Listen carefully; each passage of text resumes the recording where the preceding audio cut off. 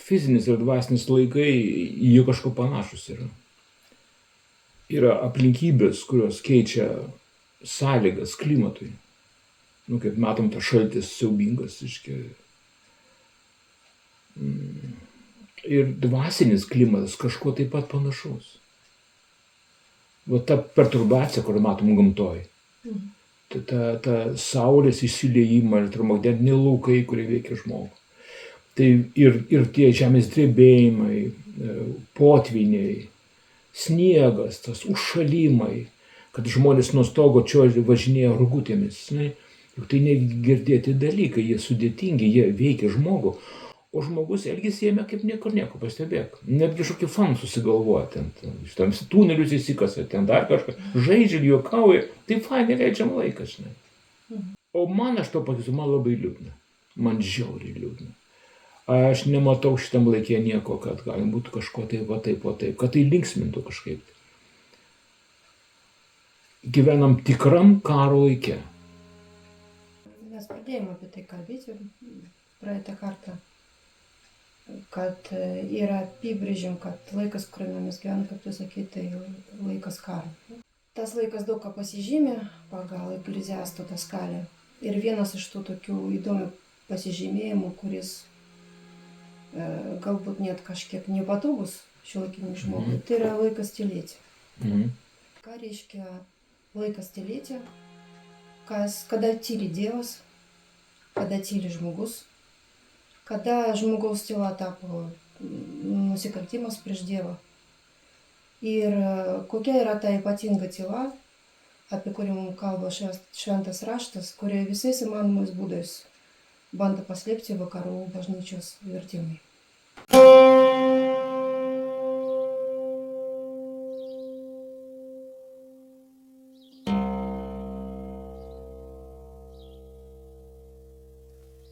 Pirmiausia, turbūt verta pradėti nuo to laiko, kadagi tyli Dievas. Jau ką mes matom šventam rašte, laikotarpis, kada Dievas nutyla. Ir tai tikrai yra laikotarpiai, jie gana dideli. Jo, tai laikotarpis prieš Mozės gimimą, 400 metų vergystės. Mes iš vis nieko negirdim apie Dievą, jo apreiškimus, jo kažkokius regėjimus ar jo kalbėjimą žmogui.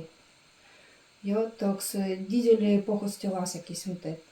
Tokią pat epochos tylą mes matom prieš pranašo Samuelio gimimą.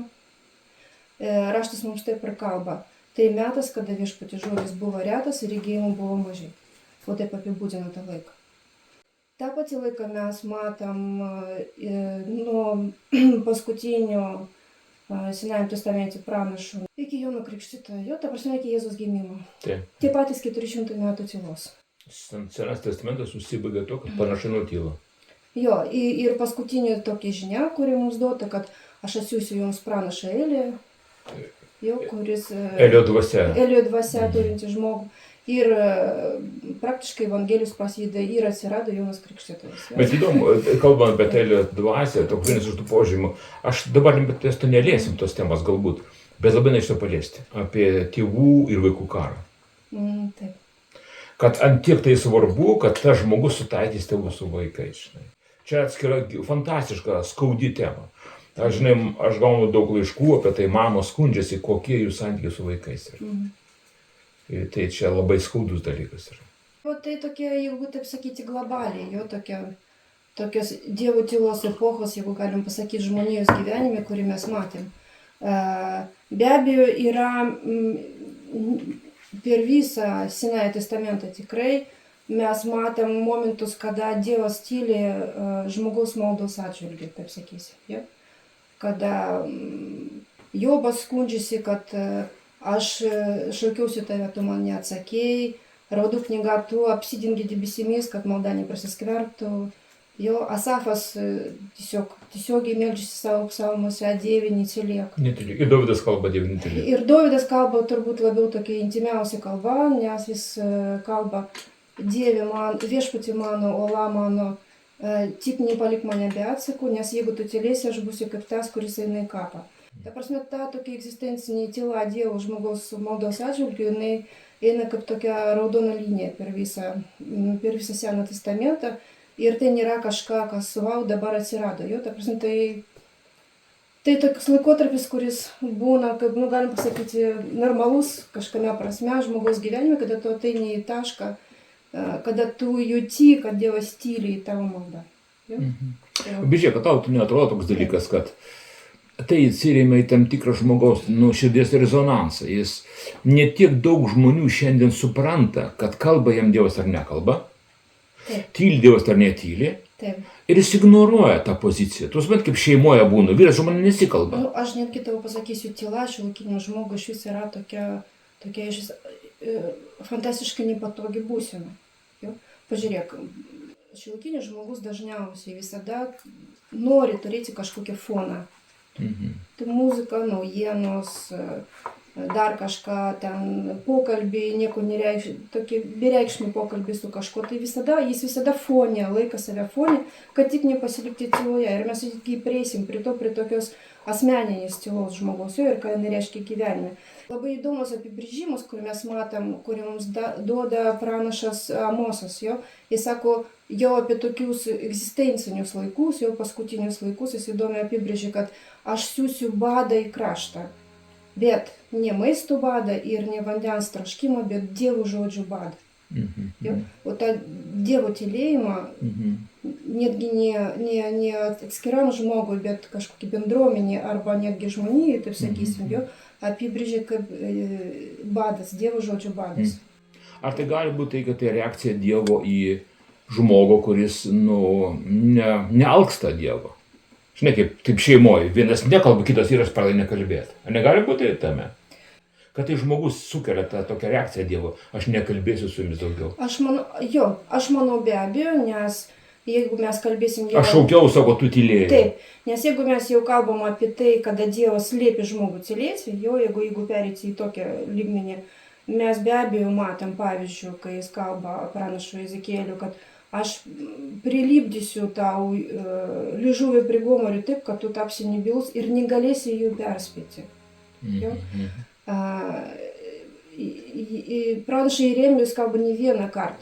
Tu nesimelsk mano šią tautą, aš negirdėsiu jų nelaimės metu, kada jie mane šauksis. Ta prasme, aišku, kad tai yra suma žmonių veiksmų, kurie privedė prie tokios Dievo tylos egzistencinių atsisakymų iš vis girdėti jų maldas. Be jokios abejonės. Jis kartuoja tai ne vieną kartą. Nesimelsk šią tautą, aš jų negirdėsiu. Aš tave maldavimus net neišklausysiu. Klausyk, man tai labai panašu į tą Malachijos, kad aš atsiųsiu vyrą pranašo Elio dvasia, sutaikys tėvus ir vaikus. Ar tau netrodo, kad šitas konfliktas tėvų ir vaikų? Jeigu Dievas sako mūsų tėvas, ar tai nėra konfliktų tąsa? Sutaikyti tėvą su vaikais? Taip.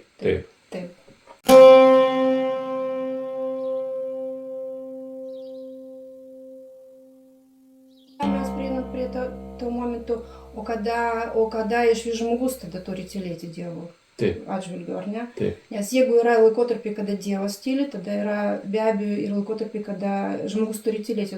Pirmiausia, be abejo, kada Dievas pats liepia jam tylėti. Kaip aš kalbėjau pranašams, Jeremijui, Ezekėliui.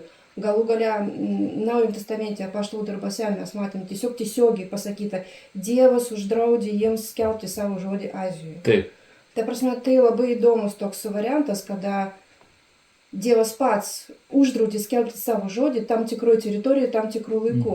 Ir tai labai iš tikrųjų toks geras skambutis žodžių kalbėtojams, nes ar iš tikrųjų visada, kada eina kalbėti kažkur Dievo žodį, Dievas jų siunčia ten kalbėti. Nes reikia labai atsargiai su to būti, nes gali būti toks variantas. Taip. Tai nebuvo kažkokia vienkartinė akcija, tai buvo toks pastovus bendradarbiavimas ir bandymas suprasti, ar Dievas nori, kad jo žodis iš vis būtų skelbdamas ten ir ten. Galbūt tam Pauliui buvo neaišku iš tikrųjų. Sako, jis tada sapnavo sapną, makedonietį prašaukė ateiti. Taip. Galbūt tai iššaukė tokį sąmyšį jo širdyje. Kas čia kodėl neleidžia eiti, kame reikalas. Juk Paulius nebuvo tas žmogus, kuris taip lengvai stabdomas yra, žinai? Taip. Ir kaip degantis tankas. Iš vis sunkiai sustabdomas žmogus. Ir staiga jis sustoja, neina tai palaukti, kur mums dėtis. Ir staiga sapnas. Va, kur reikia. Ir jis pasakė taip rytį. Tad jeigu mes kalbame tą tokį blogą metą, metas Ra, apie kurį kalba ir Saliamonas, tas mokytojų knygoje ir šis jis eina per visą šventą raštą. Tai tas pats pranašas Amosas mums kalba labai įdomų dalyką, kad protingas žmogus tyli tokiu metu, nes metas blogas. Klausimas, kodėl? Ir kažkaip ir tyla, kada protingas žmogus tokiu blogu metu tyli. Ir čia mes prieinam prie labai įdomų dalyką apie tai, kada žmogus tyli. Mes tiesiog įsirėmėm į Jėzus stovėseną po suėmimo. Visi 4 evangelistai, absoliučiai visi 4, pabrėžia mums, kad Jėzus tylėjo. Jėzus, kuris tiek kalbėjo per tuos 3 metus, mes matom tiek jų kalbų, jis nutyla. Mums apžiūrė, Jėzus tylėjo, Jėzus nieko neatsakė, Jėzus tylėjo, jis prabilo tik vieną kartą, kada jį prisaigdina Dievu pasakyti, ar jis Dievo sūnus. Jis negalėjo išsižadėti savo sūnystės ir jis pasakė, taip, aš esu Dievo sūnus. Klausimas, kodėl jis tylėjo? Dabar, kai mes istoriškai jau galim atkurti, kaip buvo surengiamas tas teismas, kokios buvo taisyklės tuo metu iš vis tokių teismų darimo ir taip toliau, mes supratom, kad tas teismas buvo surengtas visiškai prieš visas taisyklės, kuri buvo nustatyti Dievo namams. Taip? Ir metas, ir kaip buvo surinkti žmonės, kaip viskas buvo padaryta, naktį paskubom ir taip toliau, ne visi buvo tam pritraukti į tą teismą. Tai buvo absoliučiai toks neteisėtai surengtas teismas. Liudininkai painiosi jie, ne? Liudininkai buvo melagingi, visi iki vieno. Mes matėm, kad Jėzus niekaip neina į dialogą su melu. Jis neįrodinėja neįrodinėja tiesą, jis tyli, jis duoda Tėvui veikti. Sakysim, tai taip, kaip būtų pagal jo valia. Nes labai gerai žino, kur jis eina. Jis žino, kad bus nužudytas. Ir jis nemaišo tai padaryti jiems. Jo. Vienintelį, kada jis dar prabilo, tai buvo pilotas. Jis paskelbė jam tiesą. Pilotas atmetė tiesą. Sakau, kas yra iš viskas? Jo, kas yra tiesa? Ir tada jis nutilo galutinai iki kryžiaus. Tai vat, ką reiškia, kad žmogus tyli blogų metu, nes kalbėjimas kartais blogų metu, tai bendradarbiavimas su tuo blogu, kuris išpadaro. Yra laikas, kada tu turi nutilti. Ir kalbėti tik iš esmės. Kaip tu manai, kaip tai jaus tą laiką? Tas laikas ra, kada jis ateina? Mes kalbam, nes iš vis gyvenam laikė ra. Jo. Paskutiniai laikai. Yra ženklai laiko ra, tu ne aplinkybės, įpaiti, kad ne dabar ra, dabar stop, dabar reikia tylėti. Aš manau, tai jeigu kalbėti apie tokiam asmens lygį, tai visada turi būti jautrus aplinkai. Taip kaip, man atrodo, tas pats Dovydas kalbėjo, aš nesidėsiu su nedorėlis jų pasitarimuose, aš nekalbėsiu su jais, aš su jais neėsiu, aš ten nebūsiu. Vat tai tokiam asmeniniam lygiai, žinai, žmogaus. Ne tokiam globaliam, bet asmeniniam tavo gyvenimas ir tu eini ir tu darai pasirinkimą. Ar tu ten sėdėsi, ar tu ten būsi, ar tu tarsiesi su tais žmonėmis, ar tai teisinga. Ar tu ginčiai su jais, ar ten barsi su jais. Taip. Vat tokiam lygiai, aš manau. Tas laikas tas ra arba blogas laikas, jo, mes tokiam laikė gyvenam dar. Mes tokiam laikė gyvenam. Ir tas laikas skverbėsi, kaip tas šaltis per mūsų langus. Tų mažųjų pranašų, kurie buvo, tokie, iš visų pranašų turbūt artimesnė prie to laiko, jau sakysim, jie labai nujaučia tą egzistencinį blogumą, kuris ateina ir ateis į žmoniją. Ir 3 pranašai skelbė labai įdomią būseną, tokio reikalavimas netgi ne Dievo tautai, o netgi visai žmonijai. Aš netgi, gal jeigu galim pacituosiu, aš jį savo išrašiau. Tai yra Habakukas kalba, tai nutyla viešpaties akivaizdoje visą žemę. Safonijas, tylėk viešpaties Dievo akivaizdoje, juk viešpaties diena arti. Ir kitas pranašas irgi, tai nutyla visą žmoniją viešpaties akivaizdoje. Tai kaip reikalavimas visos žmonijos tylėti Dievo akivaizdoje jam ateinant. Kodėl? Kas taip padarys? Nes tylėjimas prieš viešpatį išreiškia tavo pagarbį baimę. Tai, ką Jobas sako, aš uždariau savo burną tavo akivaizdoje. Ar tai nėra tas momentas, kad kai prasideda šinkalai, tie apokriptiniai, jo, taip, ugnis ten krenta, lygos, reiškia, o žmonės toliau pikžodžiauja Dievui. Tai ir buvo tas ra laikas blogas, kai jie mėgėjo patylėti. Kada protingas geriau patylėtų.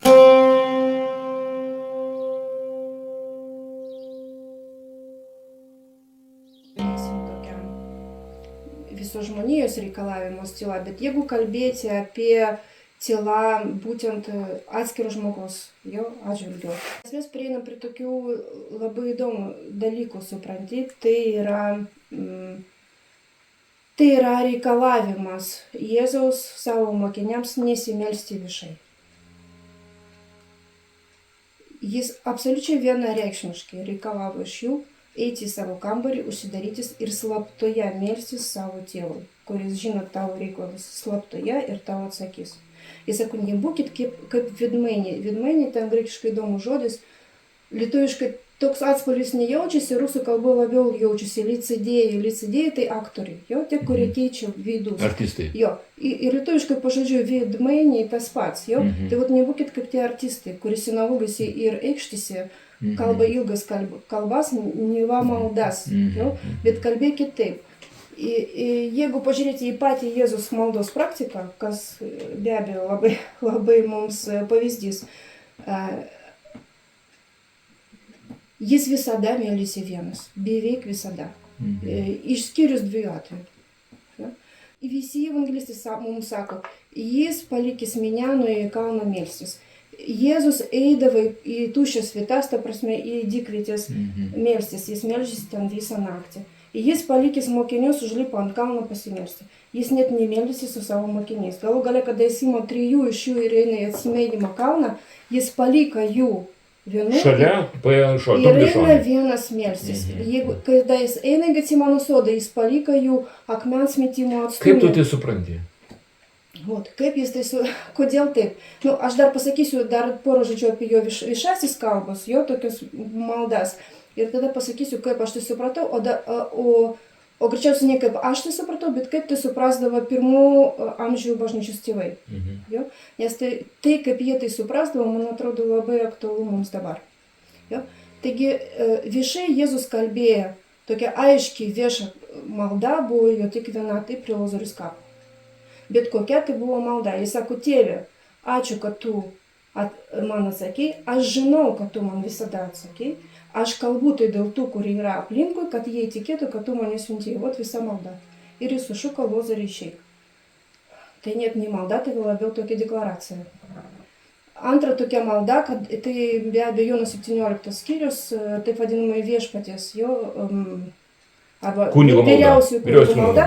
Jis meldėsi ją tik mokinių akivaizdoje, vėlgi vienas, bet tokia labiau, sakysim, testamentinė malda, palikimo malda. Ir jeigu galima laikyti maldą trumpi žodžiai ant kryžiaus, tėve atleisk jiem, kad jie nežino, ką daro. Tai, ką jis pasakė visų akivaizdoje. Tai buvo visos viešos maldos, jeigu galima jų taip pavadinti, kurį mes matėm visose 4 evangelijose. Visą kitą jis meldėsi vienas Dievui savo širdėje, mes nežinom nei kaip, nei ką. Ja? Kaip tai suprasdavo bažnyčios tėvai pirmų amžių? Labai įdomu.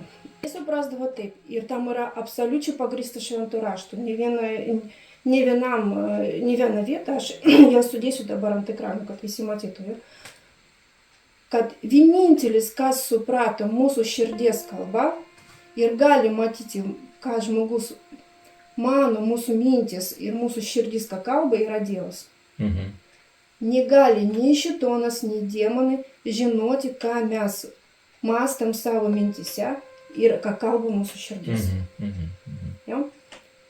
Todėl jie mano taip, kad ta malda, kuri tu meldėsi Dievui savo širdyje, absoliučiai paslaptis velniui. Savo intimiausias problemas, savo intimiausias silpnybės, tu gali išsakyti Dievui absoliučiai savo, tik savo širdies maldą. Viskas, kas ištarta, kai garsinė, tai yra padaryta, taip. Tavo emocijų išliejimas, viskas žinoma velniui. Ir tai ginklas prieš tave. Priežastis karo. Jo, tai priežastis karo. Jie tikėjo, kad malda, kad žodis tai veiksmas vienu žodžiu, supranti. O malda tai karas, o ne saviraiška, emocinė. Ja? Žodis tai veiksmas, o ne fonas. Tai, kad tu kalbi tai, kas tu leidi žinoti visiems aplinkiniui ir svarbiausiam priešui. Ja? Ir labai įdomu tuo atveju tada klausimas, o kągi velniui reikia girdėti tokiuose kalbose, jų manimų, jo pirmų amžių bažnyčios tėvų. Tai psalmės žodžiai, kurie kalba apie tai, kaip bus sunaikintas priešas. Jis sako, kad demonam reikia priminti realybę, kad viešpats viską valdo, jis yra karalius ir kaip jie bus sunaikinti, kaip priešai bus sunaikinti. Kada mes skaitam psalmės ten 2, pavyzdžiui, ar ten ir kitos apie priešų sunaikinimą, mes kalbam ne apie savo priešų sunaikinimą, o apie Dievo priešų sunaikinimą. Jo? Tai yra ta kalba, vieša malda, kuri turi girdėti demonai. Ir kada mes kalbam su tavim apie tą temą, kurį tu kalbėjai, apie kritimą didelių vyrų, jo 20 amžių pabaigoje, reikia pažiūrėti, o ką jie deklaravo. Nes kada tu kalbi viešą maldą, tu deklaruoji. Tu deklaruoji to, ko velnias gali pajungti ir panaudoti prieš tave. Tai čia toks vienas sluoksnis jo maldos. Tada mes kalbam, o kągi Jėzus mokina mus. Jis mokina mus, eik į savo kambarį ir slaptai melskis ko? Tėve mūsų. Kas yra malda Tėve mūsų tada tokiu atžvilgiu? Tėve mūsų malda yra gryna deklaracija tavo tikėjimo. Nes tu skelbi, Dievas yra tėvas, karalystė jo, valia jo, atleidimas jo, dona jo, valdžia jo. Absoliučiai, kaip pavaldinys prisieki savo karalių. O kaip tu klausai, o čia mano montas toks yra, su Tėve mūsų, nes tai ta malda, kurią kalba, nežinau, turbūt 80% krikščionių. Bet kada šita malda yra malda arba kalbėjimas tėvui, o kada tokia, žinai, rytietiška mantra? Supranti, Tėve mūsų, ta prasme, be abejo, tai priklauso nuo to, kaip žmogus tai kalba, jau? Bet Tėve mūsų yra absoliučiai tokia, jeigu galima taip pasakyti, saugi kalba, kuri viešai kalbama. Nes jinai nepalieka tau jokių abejonių. O kaip su tikėjimu? Be abejo, kada intymiausia, geriausia, giliausia Tėve mūsų kalba, ta, kuri tu kalbi savo širdyje, iš vis net netardamas lūpomis. Nes pažiūrėk, labai įdomus, pavyzdžiui, variantas, kada pranašo Samuelio mama Ona meldėsi prieš jo gimimą. Kaip jinai meldėsi savo širdyje. Jinai judėdavo lūpomis taip, kad ją priima už girtą, bet ką jinai kalbėjo, nesuprato, nei vyriausias kunigas, jokio dvasinių sambarių nėra, jie nežino. Velnias visada spėlioja, pažiūrėk, jis visada spėlioja. Jis, pavyzdžiui, ateina dėl Jobo, sako, argi Jobas veltui tarnautų Dievui ir pradeda vardinti, ką Dievas jam duoda to, ką jis mato. Kremenis, ten auksas, šlovė. Bet jeigu jis žinotum Jobo, matytum Jobo širdį, toks klausimas iš vis nekiltų. Nes Jobo širdis buvo absoliučiai tokia pagarbi baimė Dievui, kur nėra jokios abejonės. Jis vienintelis tam laikė buvo, kaip Dievas sakė, radau vieną. Taip ir buvo, daugiau nebuvo. Nors atėjo 3 draugas ir pasišnekėti. O kur dėl šeima, taigi tragedija yra.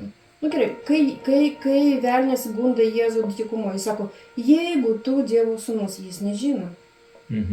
Jis spėlioja, jis nežino. Ir pastebėk, Jėzus nekalba, kad taip, aš Dievo sūnus, bet Tėvo valia, aš taip nedarysiu. Ne, tai jis nesako, kad jis Dievo sūnus. Spėlioja, spėliok daugiau. Bet jeigu žmogus, kaip dabar priimtina viešose kalbose, kad ten meldžiasi bendruomenės, pastoriai, kunigai, kad pradeda skelbti tokių dalykų. Mes ten tokie Dievo, o Dieve ten taip, mes taip dėl tavęs padarysim. Taip, sako, vienas padarysi, tu toks esi, davai patikrinsi. Ir nepadaro. Tu deklaruoji, valio, aš tai girdžiu. Arba gaunasi atvirkščiai.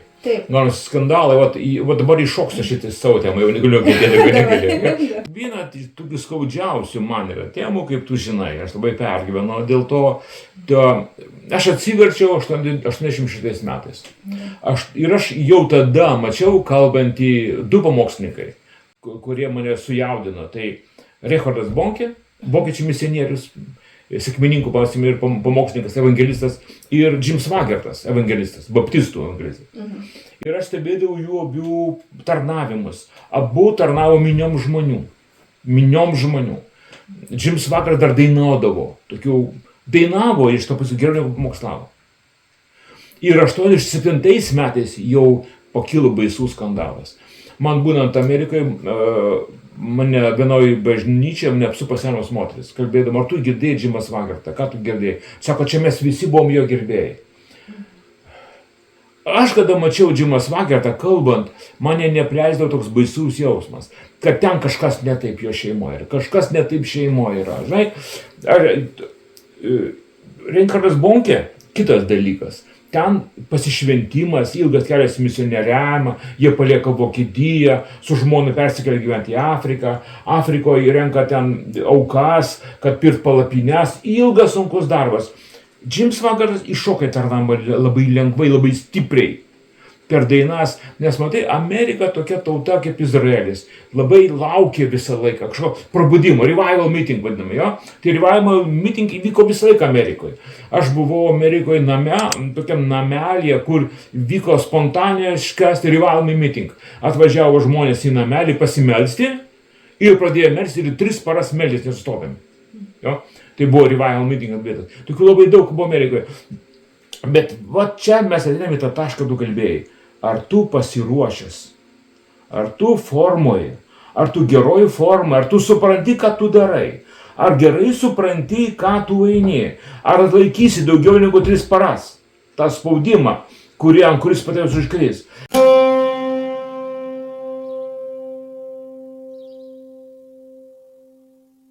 Pati žiauriausia vieta šventam rašte. Pagal mane tai yra topiškai žiauriausia vieta. Jam buvo leista kovoti su šventaisiais ir juos nugalėti. Taškas. Apreiškimo 13 skyrius. Jam buvo leista, jam buvo duota. Ta prasme, komentaras graikiškas tai yra, kad Dievas dėl kokių tai dalykų davė, leido jam pulti savuosius. Ne bet ką, bet šventuosius. Dabar tie žmonės, kuriuos norėčiau truputį užsiminti, nes kai kuriuos net asmeniškai žinojau, buvo tikri Dievo tarnai, tikri Dievo šventieji. Ant jų buvo Dievo patepimas. Jie kalbėdavo, žmonės miniom bėgdavo atgailauti į jų susirinkimuose. Tai buvo tikri Dievo šventieji. Ir buvo leista su jais kovoti. Žodis kovoti, tai yra toksai žodis, vadinasi, palemeon, kad tai reiškia, tai ne tai, kad kažkoks muštynės, tai reiškia, prispaudė žmogų. Tai reiškia, buvo leista suruošti didžiulę karinę kompaniją prieš tą žmogų. Po to, kai jie iškildavo šitie žmonės, pagarsėdavo, ar jie išeidavo iš paslapties, kaip tu sakai, iš to kambarėlio maldos, į viešumą, ir viešai pradeda kalbėti, deklaruoti, skelbti dalykus kažkokius, tokius dalykus, kurie galbūt jie negalėjo apginti tų tezių. Kodėl aš tau sakau, kada mantra Tėve mūsų, kada yra malda. Malda yra tik tuo atveju, jeigu tu po kiekvieno to žodžio pasakai amen, gali sakyti amen. Tėve, amen. Mūsų, amen. Kuris esi, amen. Danguje, amen. Ir jeigu tokiu nuoseklumu tu eini, tu statai kelią pas tėvą ir tam kiekvienam sakinėje amen tu deklaruoji tiesą, kurią turi deklaruoti, kad išgyventum. Bet jeigu tu varai kaip mantra, tu esi budistų nirvanoje mėgėjas ir nieko daugiau. Ir jokio ten amo nėra ir jokios naudos iš tau to nėra. Tu pasakė ir pasakė. Matai, tik krikščionybė, aš manau, svarbiausias rezultatas. Kaip sako, vaidmainiai, sako, artistai, sako, iš tikrųjų tai artistai, atsistojo artistai ir vaidina minioje. Kam čia vaidina? Kam įdomus tas artistizmas, žinai? Jis bevertis, tuščia, tai nieko nėra. Tu nesukūri jokios materijos iš savo žodžių. Ten dvasios nebuvo jose.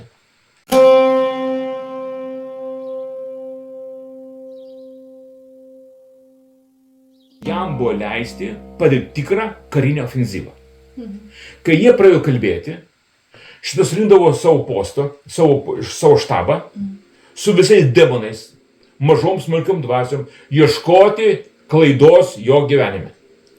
Kur klaida jo gyvenimą? Reinhardas Bonkė labai įdomų kelias jo. Jis nuėjo ilgą kovų kelią, praktiškai be pralaimėjimų, ten žiaurus kovos buvo. Aš žinau, kokie ten buvo dalykai, jo Afrikos nevykdavo. Kaip ateidavo staiga štormas ir suplėšdavo į gabalus jo palapinę. Į gabalus, ką tai suplėšdavo.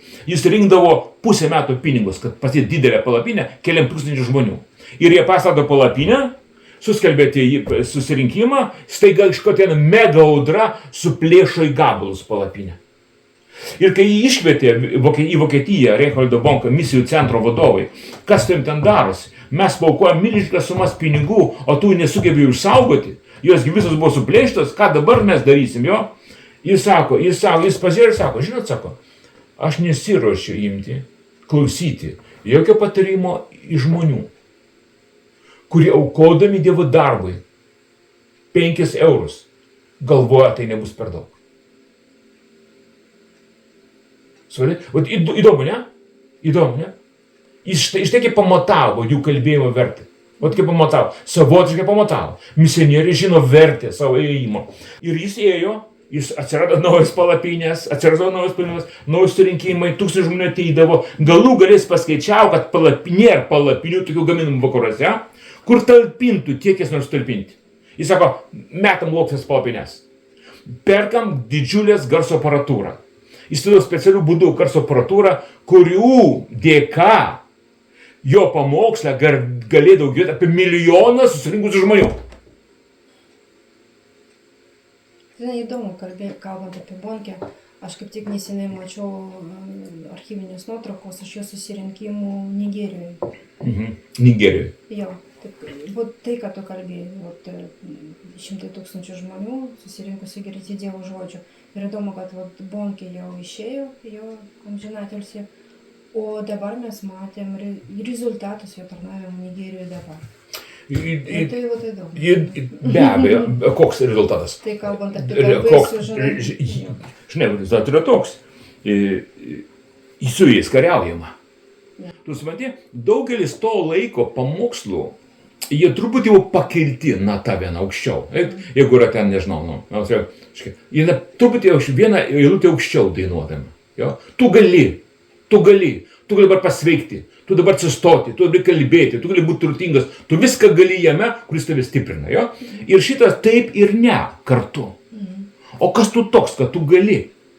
A tu gali? Vat tu gali? Ta žodis visiems? Ar čia kažkam ta žodis yra? Ar tu gali pakelti tą, kad tu viską gali tame, kuris tave stiprina? Ar tu tiks tu gali? Jeigu tu manai, kad gali įrodyti, kad tu gali. Jis taiga paaiškėja. Dabar žiūrėkit, kad grįžtų prie Bonkės, mes grįžtim truputį vėliau mirties. Labai toks paslaptingas misterijos dalykas. Bet dabar dėl Džimo Swagerto. Po to, kai buvo leista jam kovoti, kai mes sakėm, per tą karinę ofensyvą, tai reiškia žvalgyba, karinė žvalgyba, kontražvalgyba, šėtonas veikė tirdamas jo aplinką, jo šeimą. Ir nustatė paprastai jo ir jo žmonos santykiai. Jo žmona tokia tipiška pietų baptistė, tokia dama, tokia santūri, ten su tų tai baptistų bendram judėjimu Amerika, ten visa pasaka, paslaptis yra, žinai, tokia santūri moteris. Ir Jimis Swagertas, toks vulkanas, jis dainuoja, jis artistas, jis romantikas, jis dainavo geriau negu pamokslavo, jis romantikas, jis nevaržas stiprus vyras, kalnas toks, nežinau, aukštas labai stiprus žmogus. Ir aišku, tarpusavio santykiai, jie neįsprendė niekurių dalykų savo gyvenime.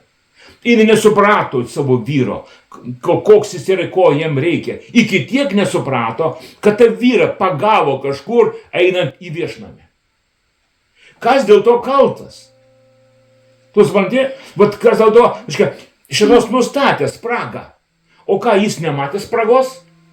O jinai nematė spragos? Ar ne, tai gali viskas pasibaigti? Kad šitą vyrą davė kitie, kad jis ieškojo kažkokių dalykų. 2 kartus jį pagavo žurnalistai. Taigi buvo pasala. Jie laukė jo.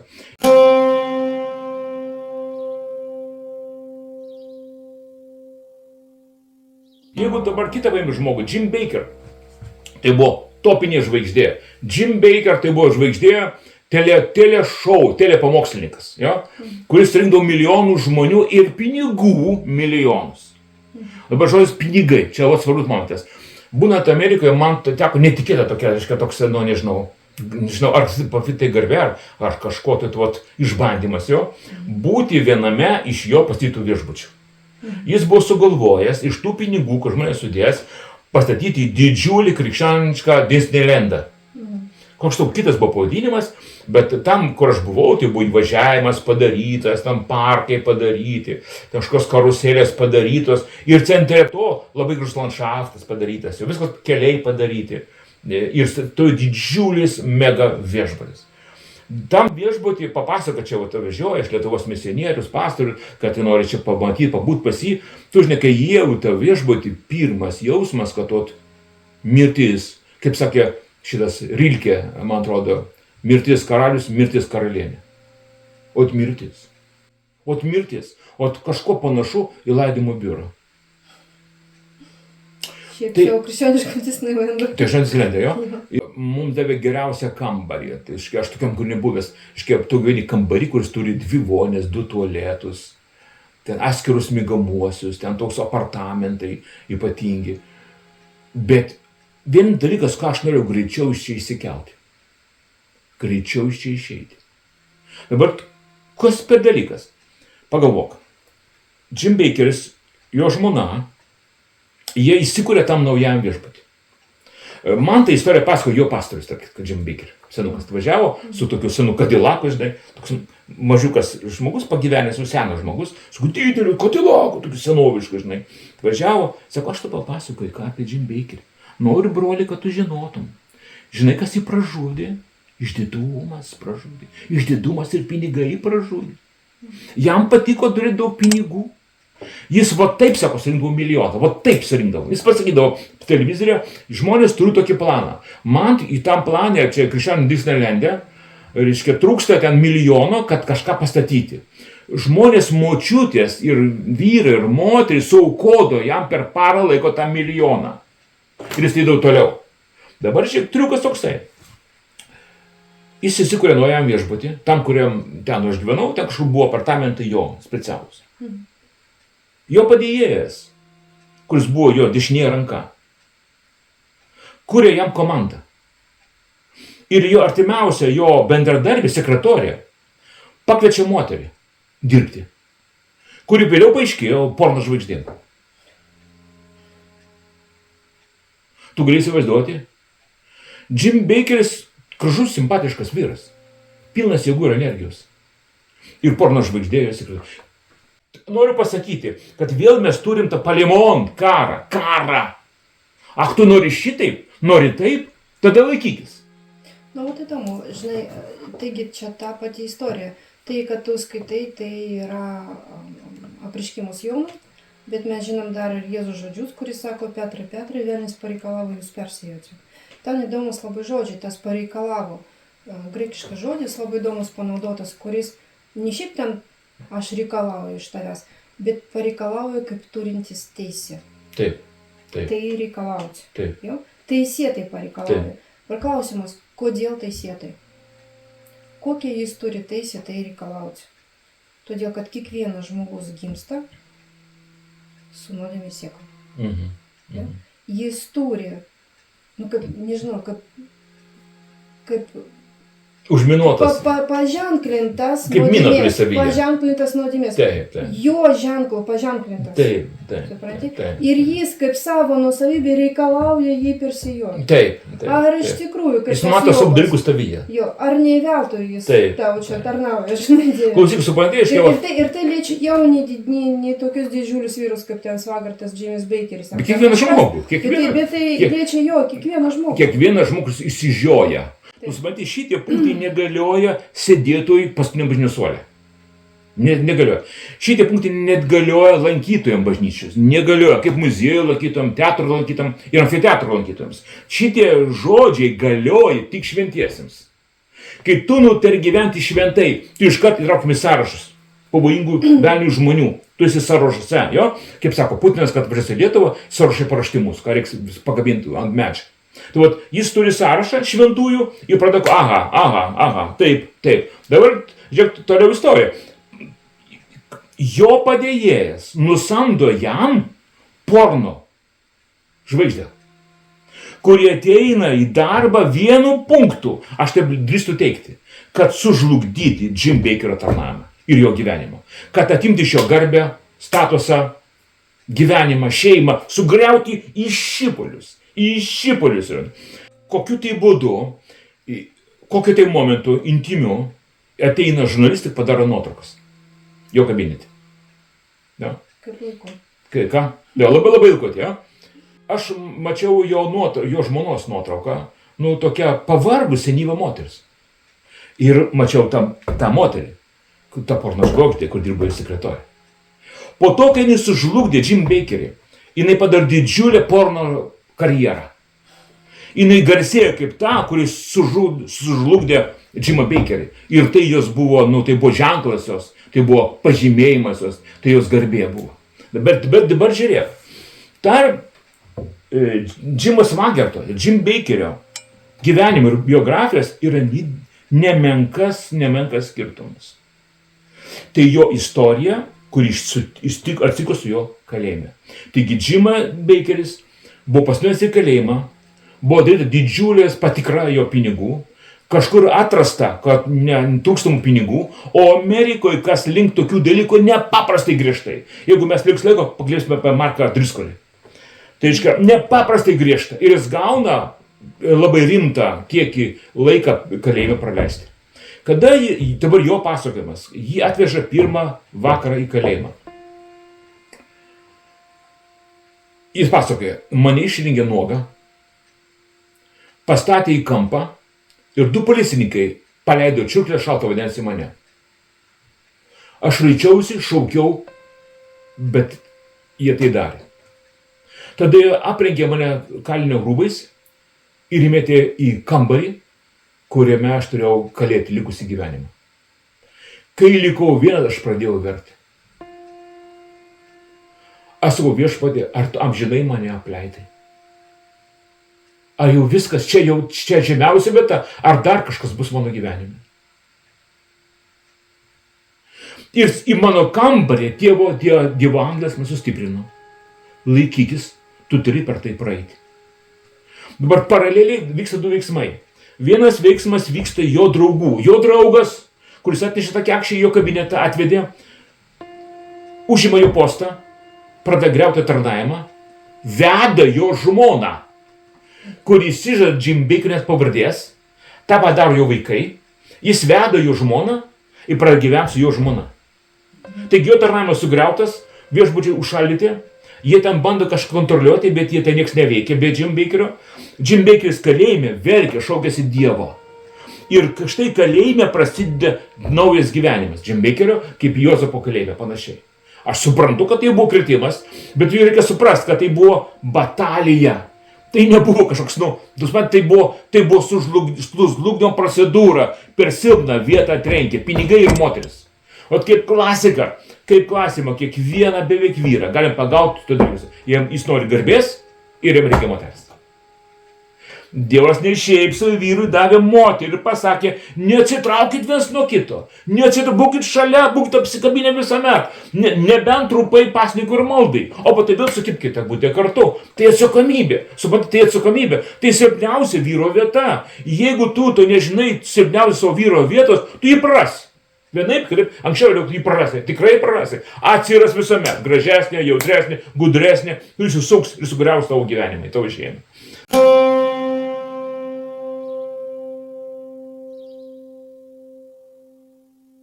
Taigi paraleliai mes matom, Jimo Bakerio padėjėjas veda jo žmoną, kuris išdavė pavardės. Ja? Jie pragyvena kažkiek tai metų, aš nenoriu dabar sakyti kiek, bet truputį pagyvena kartu su to vyru jinai. Susirga vėžiu, baisioj formai ir miršta. Koks likimas to jo draugo, kuris jį taip pakišo po visko, sutraiškė jį, arba vėrė vartus, kai sutraiškėte jį, nežinau. Dabar iš jo vaikų, aš žinau likimą jo dukros. Kada tai atsitiko, dukra plik pakibo ore. kur jie gyvent, su kuo gyvent, ką daryti. Tada ateina į pagalbą Benihinas, kuris paima dukrą, kad pasitėjo dukrą, paima tą mergaitę ir pas save priglaudžia pas save ir ją saugo. Jo? Toliau. Galų gale Jim Baker sukūrė grupę Biblijos studijų kalėjime. Pradėjo tarnavimus Biblijos kalėjime. Jį lankė garsus tarnautojai ten jo tarnavim. Žodžiu, jis ten sukūrė sistemą, bendruomenę kalėjime. Pamatė šitie žmonės dievobaimingi kalėjime, kur buvo kapelionai ir visi kiti, pasakė, šitas vyras, jis atsidėjo savo kaltę. Jis įsidėjo, aš nežinau, kiek metų, 5 ar panašiai tam kalėjime. Jį paleidžia. Dabar žiūrėk, jį paleidžia iš kalėjimo be nieko. Jis be pavardės, be gyvenimo, nes viską čia patėmė, be nieko, be draugų, išeina į laisvę. Prie jo atvažiuoja 2 asmenys. Kennethas Copelandas ir Benihinas, kuris surenka specialiai pinigų jam gyvenimui, kad jis numotų butą, galėtų gyventi. Jis išvažiuoja į New Yorką, šitos pinigus pradėjo gyventi, įkūrė dar vieną tarnavimą. Gatvės valkatom ten skirta tokį tarnavimą. Jo? Čia dar ne viskas apie Jim Baker. Dar nepasakysiu pabaigą jo. Jis dar gyvas, jis nemirė, bet dar gyvas. Pandemijai prasidėjus, Jim Baker neišlaikė. Jis pagalvojo, brač, кому война, кому мать родная. Pradėjo daryti pinigus. Jis paskelbė, pirmiausia, kad paskelbė, kad Amerikai galas ateina, neišvengiamai, tuoj bus galas. Kaip Davidas Vilkersonas ir kalbėjo, už ką jis keistos aplinkybėse žuvo. Ir aš siūlau, pirkti išsigelbėjimo kibirus. Aš nemačiau tų kibirų, aš tik skaičiau, kas ten įeina. Tie kibirai buvo specialiai uždaryti, užvakuoti, nebijo drėgmės, nieko. Jie pradėtas pilnas kibiras sauso maisto. Jis reikia tokio kibiro, užtenka pragyventi žmogą, nežinau, pusę metų, vieno kibiro. Tai pas šeimoje 5 žmonės, 5 kibirai pusę metų, tarkim, pas tai yra sauso maisto. Ir kadangi visi pietinė dalyje Amerikos turi slėptuvės namuose, jis aptėjo prikraunė tų kibirų ir tvarko. Bet to mažo. Jis sako, bet covidas prasidėjo. Jis sako, čia ne viskas, dar turiu fantastišką verslo planą. Sidabrinis skystis nuo covido. Aišku, reikėjo sustoti. Reikėjo sustoti. Bet jis neištūrė sustabdęs, Dženkį nestabdys. Supratė, silpna vieta. Silpna vieta. Dabar žiūrėk, tas planas jau darosi ne taip juokingas. Jis sukuria sistemą, sidabrinio tirpalo kažkokio reiškia, kurį pradėjo pardavinėti žmonėm. Žmonės pirko tą tirpalą, nes Bakeris turėjo gerą vardą ir visiems buvo jo gaila iš tikrųjų. Kas su juo atsitiko? Jie visi žino tą istoriją šeimos, kas tiko jų žmonai, kur tai padarė. Ten viskas atidengta Amerika, ten nepaslėpsi nieko. Bet, supranti, viskam turi būti ribos kažkas. Jis pagal viską skaitoma. Jis kūrė savo šou, Jim Baker šou vėl padarė televizijos. Jam dabar virš 80, man atrodo. Kada į prokuratūrą pradėjo tirti jo šitą istoriją su stebuklingu eliksyru, padarė analizę to eliksyro ir paskelbė, kad jis yra aferistas.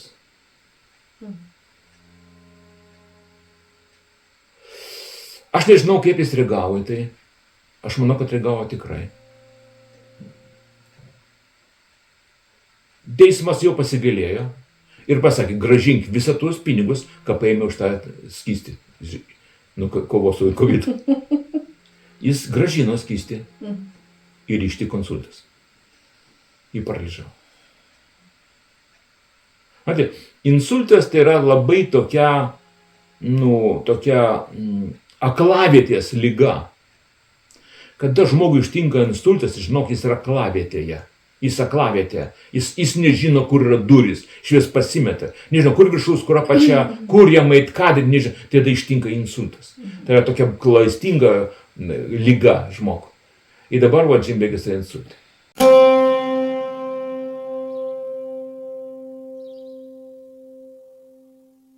Dabar sako, kad kovoti su šventaisiais ir juos nugalėti. Tai ir reiškia, kad kaip Paulius kalba, apsiginkluokite visais ginklais. Nes dabar karo laikas, netaikos. Bet mes ateinam tada prie klausimo, kadagi žmogus turi kalbėti. Jo? Nes mes taip kalbėjome apie taip, kada žmogus privalo tylėti, jo? Ir kada jam geriau patylėti. Jo? Tai, o kadagi jis turi kalbėti. Jo? Ir čia yra du tokie, apart be abejo absoliutaus atveju, kada Dievas tiesiog liepia tau kalbėti, kad pranašui Izaikijui, jis sako, būt tą momentą aš atversiu tavo burną ir tu kalbėsi. Čia viskas aišku, bet tai be abejo toks išskirtinis atvejis. Ir toli gražu ne kiekvienas žmogus tokį išgyventų, ar aš vis išgyventų, žinai, mūsų laikė kažkas, kam Dievas sako, dabar tu turi kalbėti, dabar tavo laikas. Tada kokie dar laikai? Tai atvejis, kada apaštalai, jeigu neklystu, Petras ir Jonas stoja prie Sinedrionį ir jiems liepia tylėti, nekalbėti apie ten Jėzus istoriją, jo prisikėlimą ir visą kitą. Ir jis sako, mes negalime nekalbėti, mes negalime nepasakoti tai, ką mes girdėjome ir matėme. O tai ta pozicija liudininko, žmogaus liudytojo, jo, mes negalime nekalbėti, nes, šiaip Jėzus liepia jiems eiti ir skelbti Evangeliją. Jis liepia jiems kalbėti tiesiogiai. Ir dar labai įdomus dalykas, man atrodo, jis gana aktualus tokiais blogais laikais, jo, mūsų laikais. Pranašo Izaikijo knygai, tai Dievo žodis, jo, ten kalba apie tai, kad štai sargybinis stovi ant bokšto, mato pavojų ir tyli. Ir tie žmonės, kurie žus dėl jo tylėjimo, jie žus dėl savo kalties, bet jo kraujas bus ant tų sargybinių. Bet jeigu sargybinis mato, netyli ir kalba, bet žmonės žūsta, jie žūsta dėl savo kalties, bet jo krauja nebus ant sargybinio, kuris kalbėjo, kada reikėjo kalbėti. Ir man atrodo, tas sargybinis ant bokšto, šiais laikais mes be abejo suprantame netiesioginį prasme. Bet jeigu tu matai blogus laikus, tu esi paragintas Dievo matyti ir kalbėti, ir tu tyli, tai nusikaltimas Dievo akise. Palietėm tokią labai žiaurią temą, Katrina. Paklausyk, vieną dalyką, ką manau reikia žinoti ir tai labai galbūt dar kažkam bus svarbu. Mes gyvenam Naujojo testamento laiką, naujos sąlygos gyventi, tarnauti ir mirti. Mes gyvenam totalaus pašaukimo į karą laiku. Mes gyvenam laike, kada į karą pašaukti visi ir apginkluojami visi. Į karą su vienu priešu. Ir dabar jeigu tu manai, kad eiti į karą, tai plepėti laiku, nelaiku, bala žino ką. Jeigu tu manai, kad eiti į karą, tai kažką organizuoti tokias organizacijas, neprašyto ar nešaukto ar neįsakyto. Jeigu tu manai dar kažką daryti, galvoj, žinai, turbūt sako, kružok naprastamo truda. Jeigu tu manai, kad tu pašauktas daryti bet ką Dievo vardu, bet ką kalbėti jo vardu, bet ką pranašauti jo vardu, tu prisiimi visą atsakomybę už tai, ką tu pridarysi, prikalbėsi. Galutiniu rezultatu bus pasakyta, aš tavęs niekuomet nežinojau, aš tavęs ten nesinčiau, tau eiti ten neprašiau, nesakiau tau tai kalbėti, ar tu nejautai, kad mano dvasios nebuvo tame, ką tu kalbėjai ir darai. Ir va čia momentas yra, šitam laike labai subtilus dalykas. Pajusti, kada Dievas tau kalba, o kada reikia tylėti.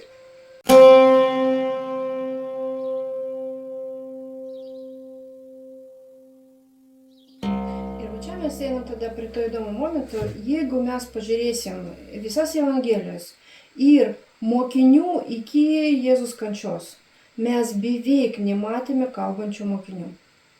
Ne beveik, o iš vis nematėme. Jeigu kalbėjimas... Protestuodavo. Ne, ta prasme, mes neįmam už kalbėjimą, ten iš ko sumokyti mokesčių, kaip pamaitinti žmonių, ar tokie dalykai, žinai. Tai viską, ką jie kalbėjo. Ir čia neįmanoma neprisiminti iš tikrųjų Pitagoro mokyklos mokinių reikalavimus. Pitagoro mokykloje, kol mokiniai mokėsi, o tai galėjo užimti kelis metus, jiem buvo uždrausta kalbėti. Uždrausta kalbėti, kol jie neturės tą svorio žinių, išminties ir supratimų, kad šis įstoti į kažkokią diskusiją. Ir aš manau, tai ta kalbėjimas, kurį tu turbūt kaip pastorius labai daug matei iš Naujatikių, ir kurie gerokai turbūt tau pagadina kraują, kuri kalbėjo visur, kur reikia ir nereikia. Jo? Tai vat ir mokiniai, jie tylėjo iki tol, kol Jėzus jiems sako, eikit ir skelbkit gerųjų naujienų. Jo? Jiems buvo liepta. Ir duoti visą jėgą, ženklai ir visą kitą tai daryti. Ja? Maža to, kada jis dar savo tarnavimo metu iki siūsdavo jų skelbti naujieną į kaimus ten aplinkinius, jo? Ir jie ateidavo, nepasakodavo jam, kad kaip jie šauniai kalbėjo apie ateinantį Dievo karalystę, o kad jie demonus... Kas vyko? Jo, o kad jie demonus ten jiems paklūsta, jis nesiūsdavo jų surišinėti demonus. O tarp kitko, kalbant apie demonus. Kada mes kalbam apie tai, kad demonai tai kam reikia girdėti, jo? Pažiūrėk, Jėzus visada kalbėjo jiems. Nors atrodo jau Jėzui tai užtektų tiesiog vieną žvilgsnį, ar ne? Kad jo nutildyt. Bet ne, jis visada kalbėjo, išeik iš ten, eikit ten, kodėl jūs čia, koks jūsų vardas, jis kalba. Jie girdi ir jis kalba jums išeiti. Jis visada jums kalba. Nes jie negali matyti, kas jo širdyje ir jo mintise. Nu, žiūrėk, šitam momente, turiu dabar vėl toks vieną aspektą. Taip, turbūt, pasuksim visą idėją, truputį. Davai. Eina kalba, kalbėjimas, kai nesiuntė, Taip. Kai nelipė, nesakė, kai buvo galbūt laikas, tylėti laikas, taip? Kame reikalas yra? Daug šiandien laike. Kur čia problema yra? Juk aš kaip kalbėjau, kad yra totali mobilizacija. Dabar prie ginklų pašaukti visi krikščionys. Totali mobilizacija. Kur problema yra? Kodėl nėra rezultatų? Arba rezultatai mūsų tokie apgailėtini? Ne todėl, kad nepartingi žmonės. Ne todėl, kad neapsilavinę. Nes aš žinau, ir protingi, ir įsilavinę, šiuolaikiniai, gražūs, tvarkingi, kunigai ir pastoriai, ir ten Dievo tarnautojai, jo? Bet rezultatas menkas, artistizmas, teatras, jau nieko. Dėl tikėjimo nebuvimo. Patoju, dėl visiško, totalaus tikėjimo nebuvimo. Ar tu pastebėjai, kaip sakė, eikite ir darykite tą ir tą ir tą ir tą ir tą. Ir tai jūs lydės tokie ženklai, tokie ženklai. Kur dabar tie ženklai? Kur jie pasidėjo? Iš vis, jeigu paimti tą puolimą prieš bendruomenės krikščioniškas, jo, yra puolimas į ženklus. Puolimas į ženklus. Kokie čia ženklai? Kas čia per kalbos?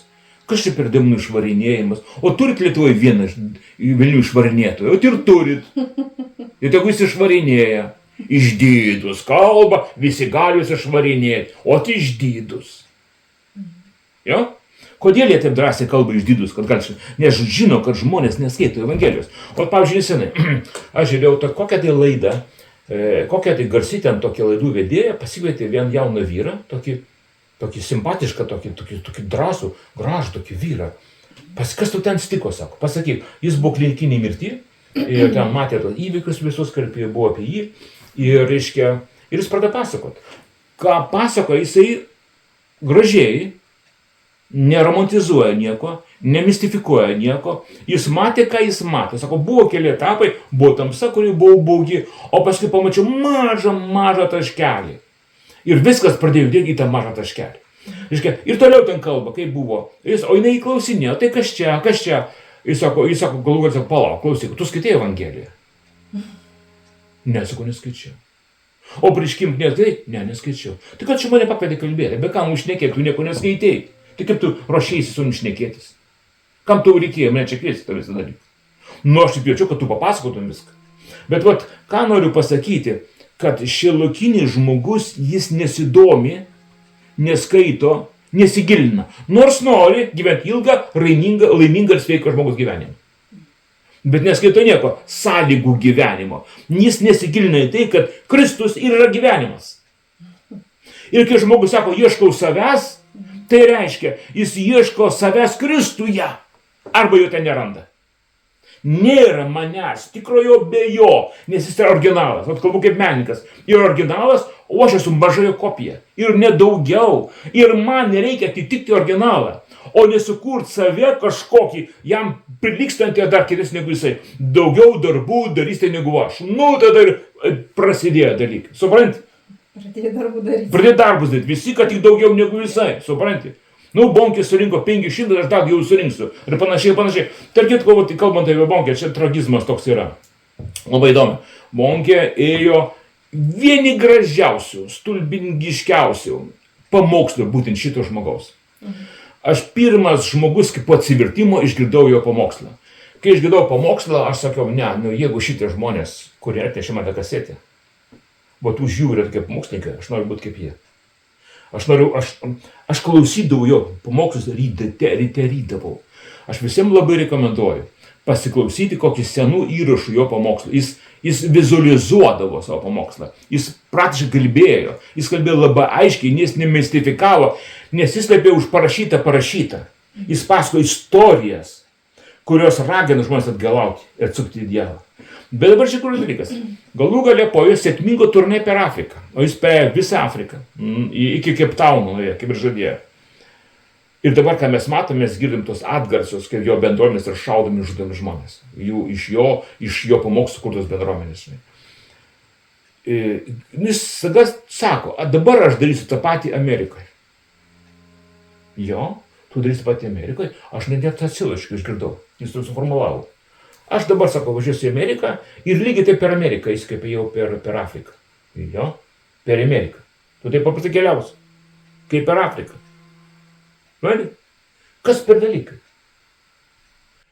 Katerina, žinai, kiek jis gyveno po to, kai tai pasakė? Labai trumpai. Gal 2 metus gyveno.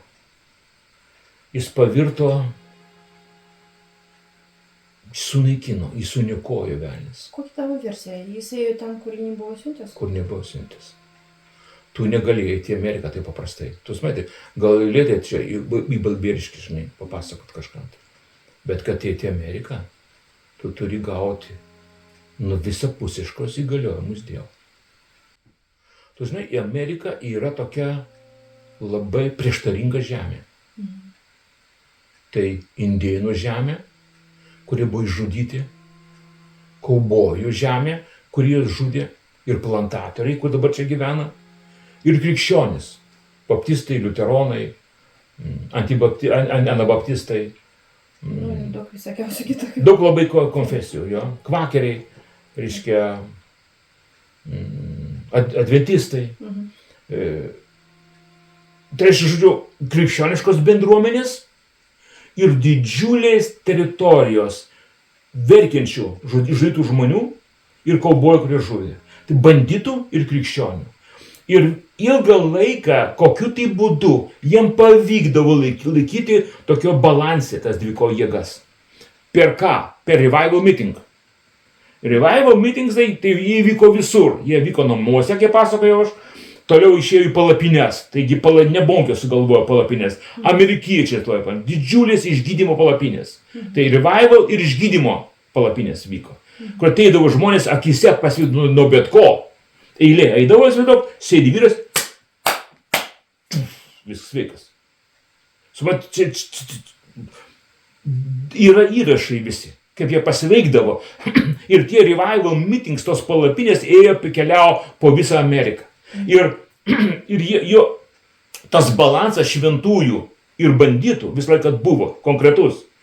Didžiausių banditų, sukčių, melagių, vagių, plėšikų ir šventųjų, vienaip ar kitaip šventųjų, iš visų mažų krikščioniškų bendruomenių. Jos laikė balansą. Bet kokiu tai metu balansas buvo sugriautas.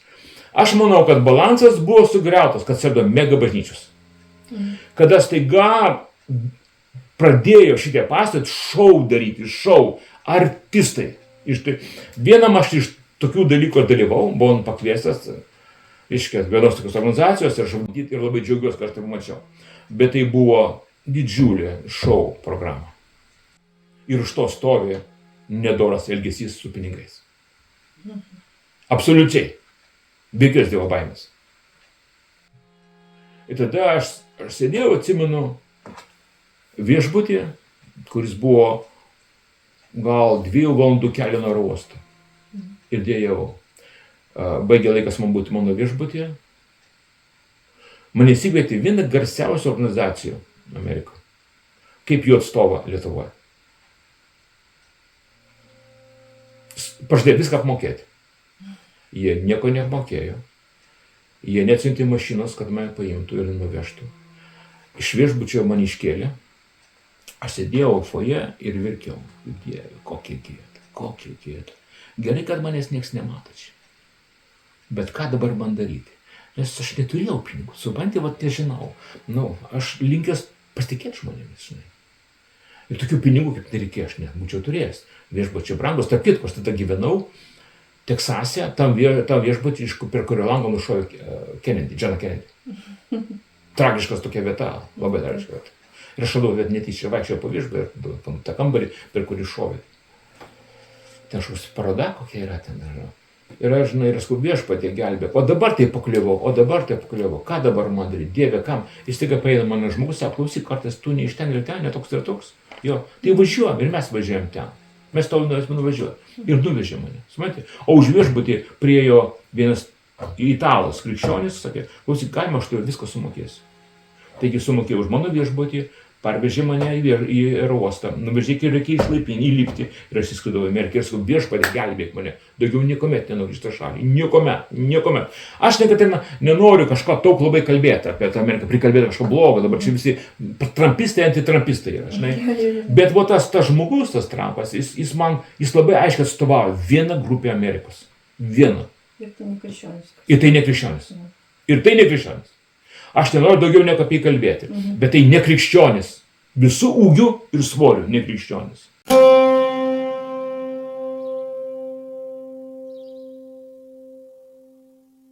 Aš pradžioj pasakiau, bet taip apie tai dar ir neužsiminiau.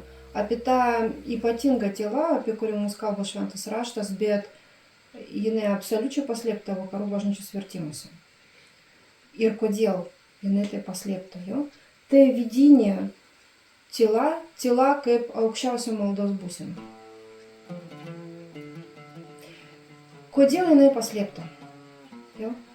Todėl, kad tai ir yra tas atoskyros taškas, kur išsiskyrė rytų ir vakarų bažnyčios. Ne filiokva, klausimas, iš kur ten šventoji dvasia kyla, bet klausimas maldos ir Dievo pažinimo. Nes iki tol bažnyčia laikydavosi ir eidavo labai aiškių kelių. Po tų nurodymų Jėzų eik į savo kambarį ir užsidaryk. Ir slaptoje melskis savo tėvui. Jo? Ir jie bazuojasi ant tos rašto vietos, kurių aš parodysiu, kaip tai išversta. Tai kiekvienas gali pažiūrėti, aš parodysiu tos rašto vietos. Bet aš pasakysiu, kaip jos iš tikrųjų iš hebrajų kalbos reikėtų versti. Jo? Kaip pavyzdžiui, Psalmė 62. Tik Dievui tyli mano siela. Tik Dievui tyli mano siela. Jo? Tikrai tylėk Dievui mano siela. Mums, man atrodo, lietuviškai išversta ramiai ilsėkis. Tai toli gražu ne ramiai ilsėkis. Jo?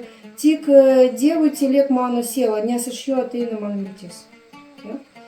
Galų gale 65 psalmė. Tyla priklauso tau kaip šlovė Dievo Sione. Tyla priklauso tau kaip šlovė.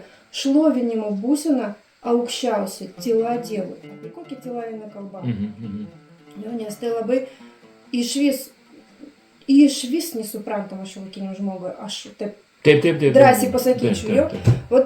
Aš manau šiek tiek, vėlgi, lietuviškai išversta mums taip, kad tai būtų aišku, apie ką aš kalbu. Tai 307 psalmė. Būk kantrus ir lauk viešpaties. Aš manau, tai žinoma labai vieta, ir dažnai, būk kantrus, lauk viešpaties. Tai nebūk kantrus, o tylėk viešpačiui, arba nutilk viešpačiui, teisingai išversta. Nutilk lauk. Ne, ką reiškia lauk, ką mums išversta kaip lauk? Tai nėra laukimas, ta prasme, tu ramiai sėdi išvilpudamas, jau? Ta žodis, kuris mums išverstas tokiu būdu, iš tikrųjų reiškia vidinį virsmą, drebėjimą ir net gimdymo skausmus. Tai absoliutus sukritimas vidinis. Tyloje prieš Dievą. Galbūt būtų aiškiau savo metu Maseris Eikartas labai įdomiai suformulavo absoliučiai tokį rytų tradicija, jeigu galim pasakyti bažnyčios, jo, kad Dievas negali pripildyti žmogų, kol žmogus pripildytas savimi. Jo? Mūsų vidinis pasaulis, mūsų vidinis aš, kaip didžiulis megapolisas, srautai minčių, idėjų, nuomonių, naujienų, pykčio, emocijų. Visa tai pripildo mūsų ant tiek, kad ten nėra vietos Dievui. Ten, kodėl pirmų bažnyčių šventieji eidavo į dykumą? Kad net fiziškai savo padaryti sąlygos tylos. Jo?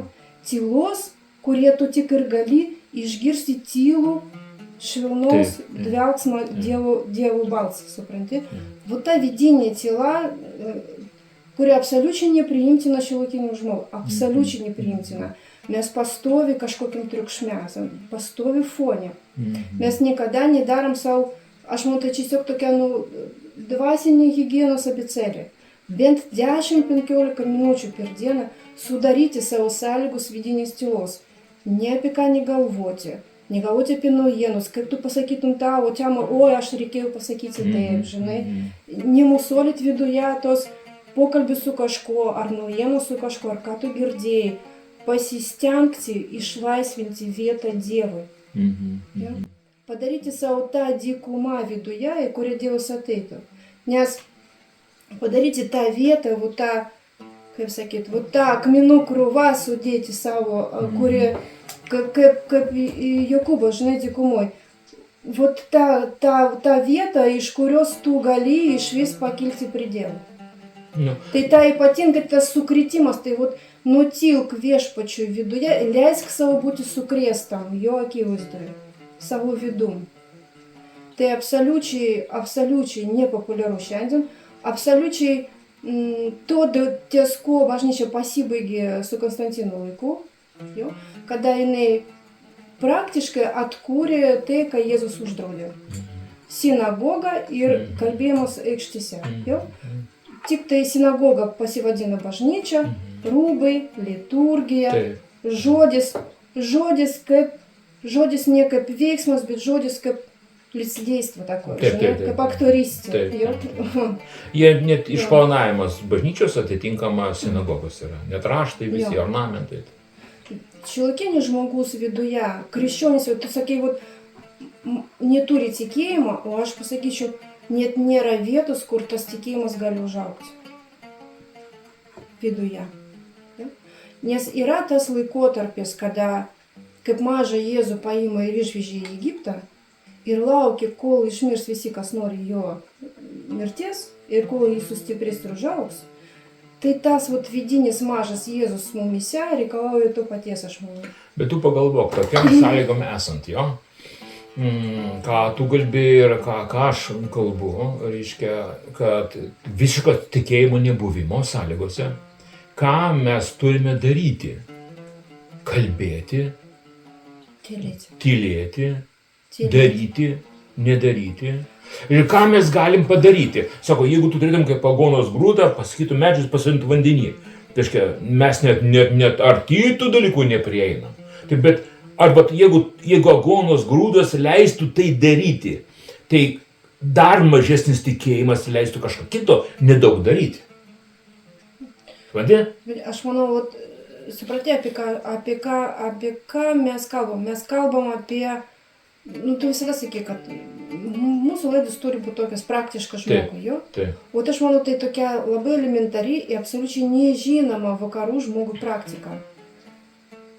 Priverst save bent 10 minučių per dieną viduje patylėti. Leisti Dievui prieiti prie tavęs išvis. Išvis leisti jam prieiti prie tavęs. Žinai, kaipgi tu išgirsi jo balsą, pagalvok dabar praktiškai, kiek tu turi tokio laiko? Kiek tu turi tokio laiko? Aš turiu laiko. Turi tokio laiko, jo? Be abejo. Ačiū Dievui, mes turim sąlygus tą laiką turėti. Jo? Bet, žiūrėk, žmogus šiuolaikinis, tu važiuoji į darbą su mašina. Ačiū Dievui, galbūt vienas. Leisk savo tas 10 minučių viduje patylėti. Ar kiek tu ten važiuoji? Aš tai važiuoju, meldžiuosi labai garsiai. Nežiūrėk tu tos rautų naujienų, muziką, net jeigu tai krikščioniška muzika, tos dainuškus, nežiūrėk, žinai. Nu, leisk savo nutilti, mintims visiems nutilti savyje. Nu, gali būti vėl kažkoks dalykas, tai kažkur tai nuvažiuoti, pabūti vienas, ar į gamtą nuvažiuoti, pasėdėti kažkur. Tai iš vis idealų. Pasėdėti, pasimti ten kokią kėdutę ten su mašina, į mišką, pabūk vienas ir pasėdėk tyloje. Nu, ta prasme, jo, tai čia yra taip. Matai, kaip ir iš tikrųjų, kaip yra. Jeigu taip kalbant jau rimtai, jo, taip, ne taip mėgėjiškai, kaip namų šeimininkėms. Matai, jeigu kalba apie armiją ir karo stovį, tu nieko čia nebus. Nenuvažiuosi, nei kam paįlysi. Tokiose aplinkybėse tu turi sugebėti išgirsti kalbantį Dievą, bet tokios aplinkybės. Bet kokios. Nu, be abejo. Bet vis tiek tu turi daryti tos aplinkybės sąlygos jį išgirsti. Gerai tu nenuvažiuosi, gerai tu ten nebūsi, bet kur tu bebūtum, tu turi išmokti tavo tos sąlygos vidinės padaryti. Žiūrėk, mano gyvenime buvo toks atvejis, reiškia. Atsivietė pas mus toks vienas abejotinos profesijos, ar kaip čia pasakyti, žmogus. Mažos socialinės atsakomybės? Ne, bandytas buvęs, jo, toksai stambus.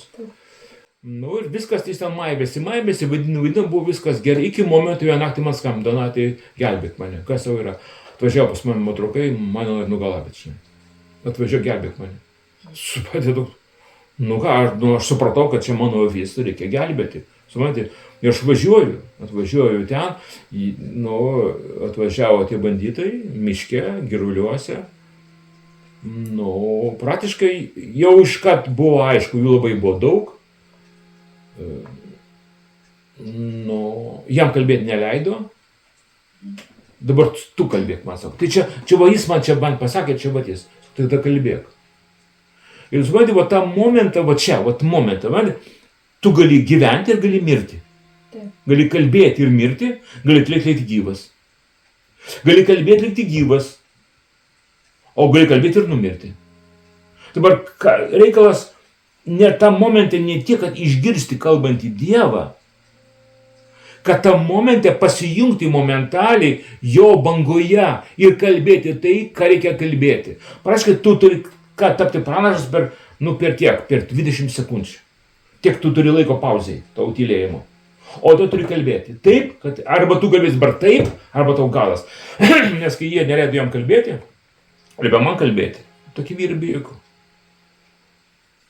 Ir aš įtraukiau oro ir aš nežinau, ką jam sakyti. Pamokslauti, kokį čia pamokslą dabar sakysi. Miške, naktį, odai kandas, ką ten pakalbėsi, girulių miške. Ir staiga pradedu kalbėti, Katrina, aš neatsimenu, ką jiems kalbėjau. Aš kalbėjau, 2 minutės, gal, aš nežinau, o gal tai buvo 15, nežinau, gal tai buvo minutė. Kai pasakiau viską, jie man sako, tai ką mums tai dabar daryti? Ir aš galvoju, dabar aš pasakysiu tą sakinį, po kurio tikrai mane nužudys, galvoju.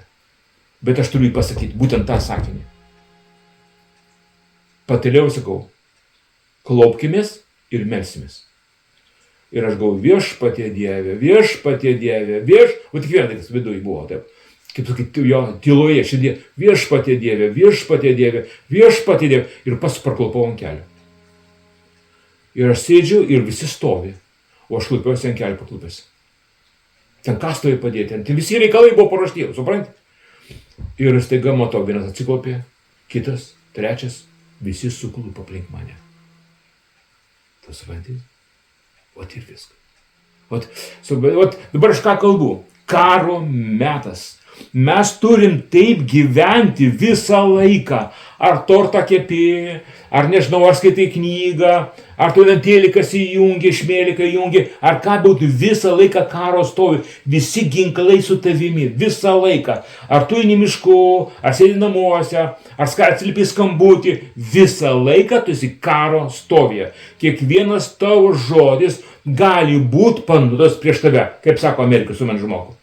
Dabar tu turi kalbėti, bet atmink, kiekvienas žodis gali būti prieš tave, nuo šios minutės. Tai dabar mes taip gyvenam, kiekvienas žodis atsakingai turi būti kalbamas, nes mūsų žodžiai yra ginklai, išeinantys mūsų burnos. aš manau, kad Arba įrankį mūsų sužlugdyti. Viskas žlugdyti. Arba mūsų mirtis nuosprendis, suprantate. O dabar leisim pakalbėti nesąmonės ir viskas. Ir tos pokalbių nebūtų buvę, nieko nebūtų. Netradę mūsų nieks nebūtų. Nieko nebūtų, iš vis nieko nebūtų. Dabar jis atranda miškuose, ten kūnus supūvusius, nežino kieno. Va tai yra tie žmonių kūnai, kurie nežinojo, ką kalbėti ir neturėjo ištirką, ką pasakyti.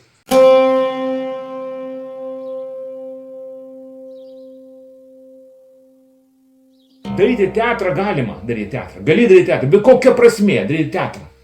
Kam tau prasmė kalbėti niekus? Brangus televizijos žiūrovai, kam tu tai kalbi? Aš manau priklauso nuo tavo adresato, supranti? Nuo ko? Nuo adresato, kam tu kalbi, nes kada tu kalbi širdies malda slaptoje savo tėvui, tai tavo širdies malda ir adresatas jos yra tavo tėvas, danguje. Kada tu kalbi, brangus žiūrovai, ten aikštėse ir sinagogose, kaip sako Jėzus, jo, tavo adresatas tikrai ne Dievas. Tu kalbi žmonėm. Jo? Tai nėra malda, kuri eina į dangų. Tai nėra ta Jokūbo akmenų krūva, ta malda dykumoje vienišo žmogaus, kuri iš karto eina į dangų. Jo? Tai daugiausia, ką gali būti, skliautas bažnyčios, kuri dengia tavo galvą, žinai. Ir viskas. Nei katedra neišgelbės tave, o akmenų krūva dykumoje taip. Tyloje išsakyta malda iš širdies į širdį. Gerai, aš sutinku. O pabaigai, ką noriu pasakyti, žinai, kad visgi, kad ten yra šitoje trigonometrijoje, yra krikščioniškai, yra būdas nugalėti. Pabandom pažiūrėti tą vietą ir baigsim laidą. Bet jie nugalėjo jį.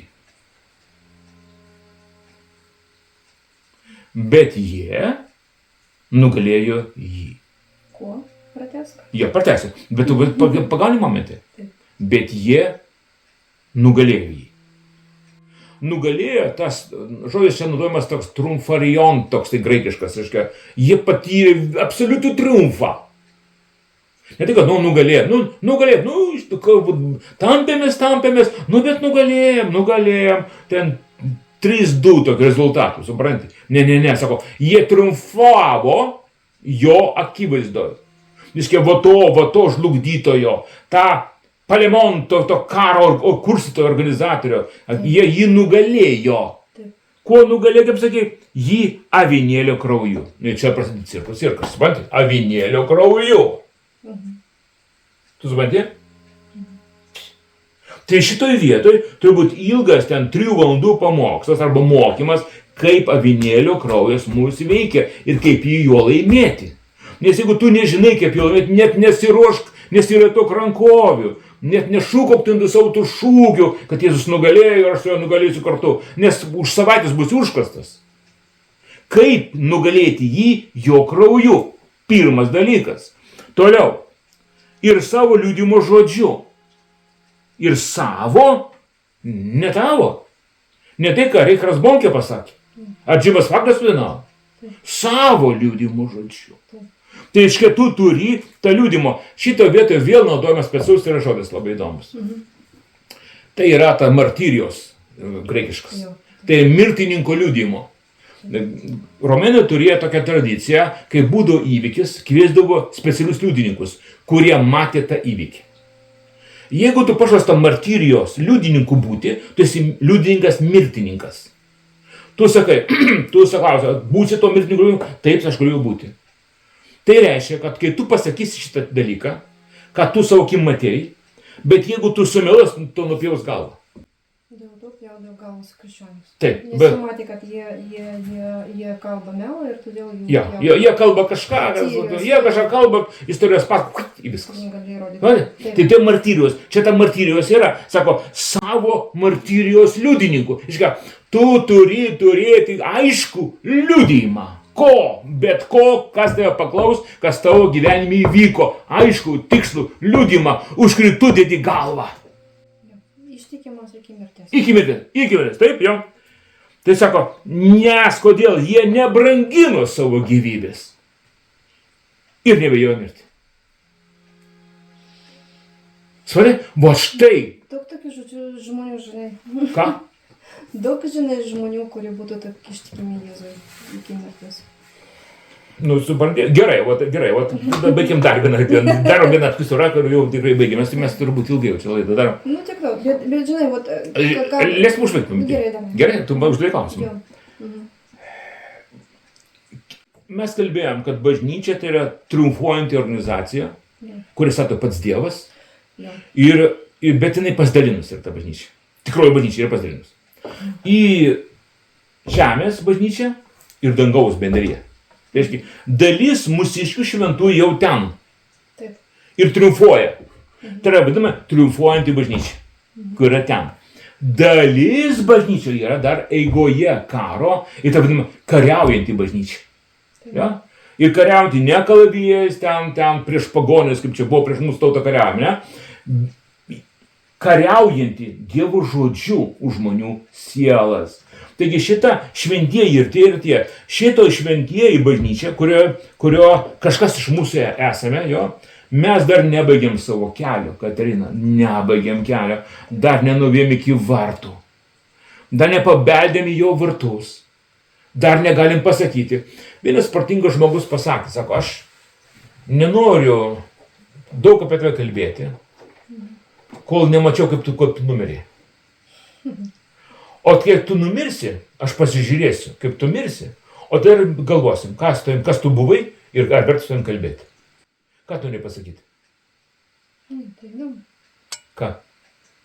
Viskas? Tu paminėjai, matai, avinėlių kraujų. Aš tiesiog norėjau pasakyti, kad... Ar daug žmonių yra? Ne, aš norėjau pasakyti, kad ta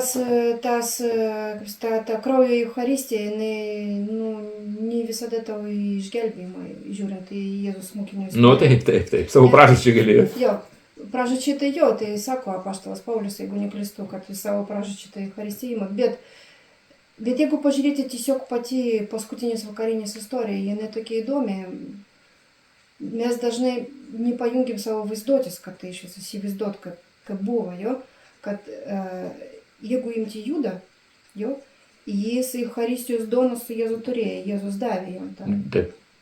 Pamirkinėsi kažkokią ten, Į padažą. Į padažą tokią kartą, kai buvo priimtina.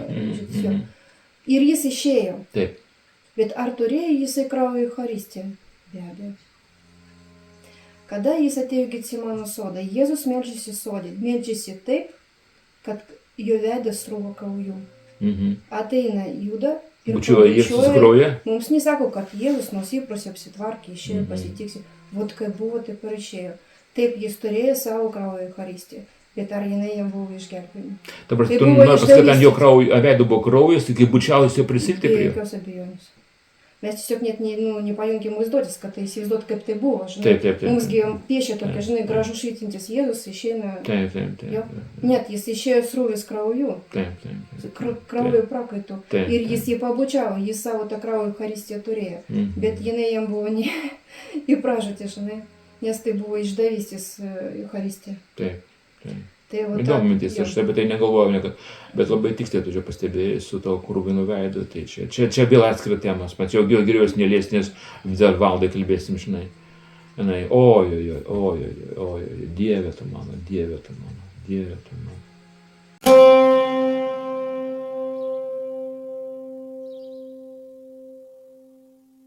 Žiūrėk, vat ką noriu pasakyti, man sako, tu taip kalbėjai labai negatyviai visą laiką, ne pozityvus toks, reiškia. Nežinau, kiek to gyvenime mato žmonės aplink pozityvumą, žinai. Aš esu realistas. Noriu pasakyti, kad nežiūrint to mūsų menko, merkantiliško tikėjimo, šitam sumautam laike, kiekvienas iš mūsų galime rasti savo tarnavimo nišą.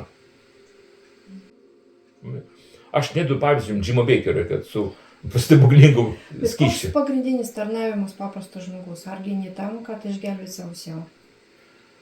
Aš to pasakysiu, kad... Aš šiandien taip pasakysiu. Aš taip galvoju anksčiau, kad... Bet kai nekuri įvykiai buvo mano gyvenime, aš supratau, Šiandien man išgelbėti savo sielą būtų gėda, jeigu mano artimieji savo sielą neišgelbėtų. Aš labai stebiu save, ką aš matau, ką aš darau ir labai stebiu savo artimuosius, savo šeimą. Tai tu ir mūsų vaikai. Man labai svarbu, kad mano vaikai, jie būtų paruošti būti tikrais adekvačiai šiam laikui. Adekvačiai šiam laikui. Kad būtų ginkluoti, kad būtų pasiryžę ir kad triumfuojantis. Atskirtų, kada jiems laikas kalbėti, o kada tylėti? Čia nauja tavo doktrina, čia nauja tavo doktrina. Tu tai pasakėjai, aš apie tai dabar galvosiu, man tai labai įdomu yra. O mano mintis tokia, kad visi mes galime atrasti savo nišą Kristaus kūne ir misiją Kristaus kūne. Nes kada tokie laikai sunkus ir neaišku, ar dar liko kiek nors tikėjimo pas ką nors. Mes turim pabandyti jo artumą, kaip pasakyti, tyloje, išmokti girdėti, jo tylų tokį švelnų šnekėjimą, pajusti jo padrąsinimą, kuris būna akivaizdus padrąsinimas, bet vidinis, ne išorinis. Reiškia, gyventa vidinį gyvenimą jautrų, kad net menkiausias dvasios dvelkimas į tavo dvasią pasijustų. Ir tavo širdis reaguotų į tos virpesius. Ir duoda teisingus nurodymus tavo protui. Ką dabar tu gali padaryti šitam laike dėl situacijos, kur yra Lietuvoje. Ir aš manau, kad šiandien mes turim stovėti kiekvienas už savo tėvynę, kurios dalininkai esam žemėje. Nes Dievas mums davė ribas Lietuvos, jis nubraižė Lietuvos ribas. Jo? Davė mums kažkiek tikėjimo, mes galim tikėti, stovėti ties to ribom, kaip jūs skaičiate to, ir tais trimitininkais būti, ir trimituoti. Ir tokiu bus skelbti tas ribas neperžengiamas. Aš turiu tokį gilų žinojimą to, kad rytų tas barbaras ir žmogėdra, jis gavo nurodymą pasisukti nuo Europos. Nes iki šito laiko jis viską darė, kopė jėgas, amuniciją, ginklus, ne tik tai Ukrainai, bet taip pat ir Europai. Tai yra šiaurės šalis, Skandinavija, Latvija ir Suvalkų koridorius ir Lenkija, ko jis labiausiai nekenčia už viską. Tai Lenkų tauta, žinau. Rusai nekenčia Lenkų visa širdimi. Tai gal net daugiau negu mūsų lietuvių. Nes mūsų jie prisibijo, o tuos laiko išdavikės, nes jie laiko slavais, nors Lenkas ir slavais nelaiko, ir galanda kirvius, kalavijus rastus, kad jūs visus iškapoti ten. Ne? Todėl Lenkai taip išduomi, tai labai ginkluojasi. Bet mes turime stovėti, kad šitas žvėrys, jis nusisuktų galutinai nuo Europos ir pasuktų į ten, kuris turi eiti pagal Dievo valią. Ir aš manau, šiuo metu Dievas pradėjo tą veiksmą daryti, plėtai sukti tokią baisią karinę machiną kaip Rusijos federacija. Toliau, mane žmonės dažnai klausia, tai jau Jėzus ateina, jau rytoj, ar čia kada čia mums laukti, ar čia noriu pasakyti visiems, ne, jis dar neateina. Reikia suprasti tai, kad žodis ateina, jau kalbamas 100 panašiai metų, kad ateina. Lestras Samurlas daktaras mums kalbėjo, kai aš buvau jaunas krikščionis, tada man buvo 30 metų, prieš 40 metų, kad tu matysi jį, aš jau nebematysiu. Tai reiškia, tam, kad įvyktų Jėzaus ateimas, duosiu pavyzdį, kad atrakinti sudėtingą, atsakingą spyną, reikalinga mažiausiai 3 raktai, taip yra sakoma, jo daroma. O dabar dar sudėtingiau yra, akys, ten veidas, rankos tavo turi pridėtas.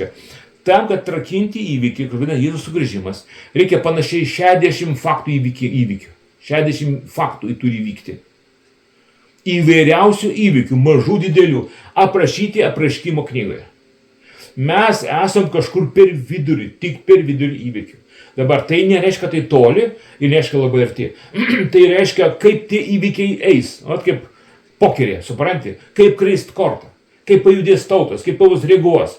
Kaip vyks Irane, kaip vyks Gazos sektoriuje, kaip žydai pasielgs su Gaza, kaip žydai padarys savo šalyje. Jie pavargė nuo karo, išsekė ir susiskaldė. Fariziejų, vos negražu nepasakiau, fariziejų, tie fariziejų anūkai, to fariziejų, kurie pasmerkė Jėzų ant kryžiaus, anūkai dabar žlugdo Izraelį. Ir realiai jį žlugdo. Taip, kaip jis spręs viskas, mes nežinom. Toliau. Sirija, Damaskas. Sirija, Damaskas turi nelikti. Iškia, ten dar turi įvykti kažkokie tragiški įvykiai, kurie bus tiesiog ryšys su Izraeliu. Po to, kai Damaskas neliks, tai bus signalas, žalia šviesa, šiaurėje pajudėti link Izraelio. Jie matys Izraelį suskaldysi, pralaimėjimusi, nusilpusi ir negalinti apsiginti. Ir tada Gogas iš Magogo šalies pajudės žemyn. Tik tada. Toliau Europos Sąjungo požiūris į Izraelį absoliučiai negatyvus. Absoliučiai negatyvus. Iš tikrųjų šitas kontinentas tampa antisemitinis tapo. Ir tai pavojinga. Mes čia Lietuvoje krikščionys turim stovėti kaip vienas, kad antisemitizmo nebūtų nei kiek Lietuvoje, nes bet koks antisemitizmas automatiškai įtrauks mus į Gogo karą. Turim stovėti, kad šitie žmonės, kaip ten tas lietuviškas Motorolas, kuris dabar čia kalba, bėgioja ir kalba visiems, tai tu matėjo veidą. Atsirimi Motorola Donecke, tai vat lietuviškas Motorola. Įdomu tai, kad mes jau molėtuose turim tokį Motorola. Tų Motorolų yra kiekviena mieste turbūt. Jie ruošia tą suklimą, jau ruošia. Bet skirtumas tarp mūsų šiandien, Katrina, ir Ukrainos krikščionių tam laikė yra didelis.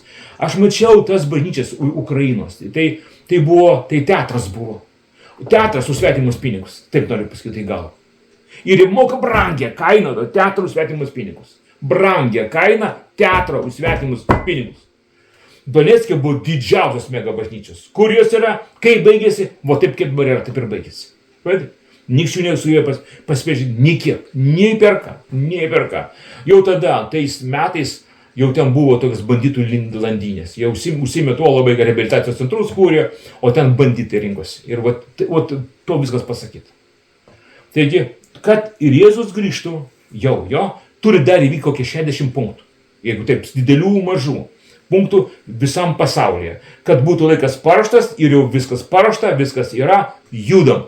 Mes stovim pirmam etapė. Tai yra stichijos, žemės drebėjimai, potviniai, šalta, karšta, kas dabar vis Lietuvoje. Tai pirmas etapas viso tų dalykų. Kančių etapas. Tikrasis kančių etapas dar neprasidėjo.